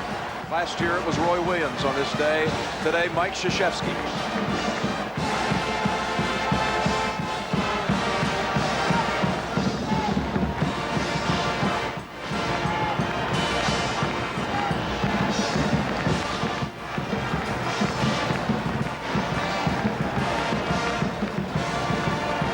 Duke set a Final Four record for free throw attempts with 42. But Indiana was intrepid in the final minute to come back and actually even have a shot to tie it. With the final score, Duke 81, Indiana 78. We'll return to Minneapolis and to our post-game show on CBS Sports. Coverage of the NCAA Basketball Championship will continue after this message and a word from your local station. So it's Duke and Michigan on Monday night. Mike and Bobby, congratulations. And Coach, first of all, to your star player today who had 26 points, matching a career high, kept your team in the game in the first half. What about the defense in the second half, though, by the Devils, Bobby? Well, I think we just picked our defense up a notch, and we decided to get in passing lanes and work extremely hard, and that's something we didn't do in the first half.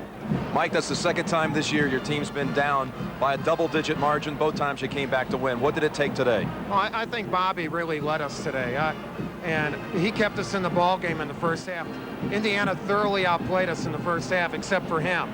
And then I think everybody, we said at halftime, everybody's got to raise their game up to match his, and I thought we played excellent defense in the second half. And, you know, our bench, Marty Clark, Tony, well, Tony's not a bench player, but Cherokee and Tony hit big free throws. And then Larry for them, wow, I mean, he just hit, it was a great game, but our defense in the second half was sensational. Mike, one of the things, of course, we all come to expect in big games is Christian Laettner to come to the front. He did not start out this ball game today normally as he does, but in the second half, he did not take a shot from the 17-minute mark on down to the end of the game. What was the reason for that? Well, I think primarily Indiana's defense. They do the best job of help and recover inside of any team that we've played, and they keep fresh guys in the ball game. Nover, Anderson, and Henderson really played them well. I don't think Christian expected that good a defense, and it knocked them back, and I think they took Christian out of the ball game, and we really could never establish him. That's what made Bobby's performance all the more special. Your club's a little bit banged up right here. Yeah, I'm worried about Brian Davis. I think he sprained his ankle pretty bad, and Grant got hit, and hey, but we'll wrap it up and we'll be ready for Monday night. Mike, I know you tried to shy away from the matchup against Coach Knight, but now that the game is over, tell us now what this win means to you. Well, first of all, I think as a coach, you have to be happy for your players. And Bobby didn't play for Coach Knight, or Damon Bailey didn't play for me or play with me. So I'm happy for my guys. Certainly there's empathy involved for Coach Knight and his staff. We're really good friends with their staff and the kids on their team. They had a great year. We feel very fortunate to have beaten them, and hopefully we can represent this game well in Monday night's game. Good luck Monday night, going for back-to-back championships. Who would have thought on December 14th, when we all gathered in Ann Arbor, that we were actually looking at a preview of the national championship game? Let's go back upstairs to Pat O'Brien. Pat? All right, James, well done. A class act there indeed. Our Chevrolet players, Greg Graham had 18 points for the Hoosiers tonight, and of course Bobby Hurley, a big game, stepped up to the plate, 26 points on the night. And so we're set for Monday night, 9 o'clock Eastern time, Michigan and Duke, the showdown here on CBS. Mike Francesa, how about that one? Well, no question. Michigan wanted Duke again, Pat. They got him. Brian Davis, his ankle injury, a big key. And back to this Duke game, Bobby Hurley did step up. Leitner did not have a superstar game, obviously well below what we expect from him. But Bobby Hurley had a tremendous game. And their defense to start the second half, 13-0 run by Duke was the key. We hope you'll all join us now on Monday night, 9 o'clock Eastern time. It'll be Michigan and Duke. When we come back here, we're going to chat with Shaquille O'Neal.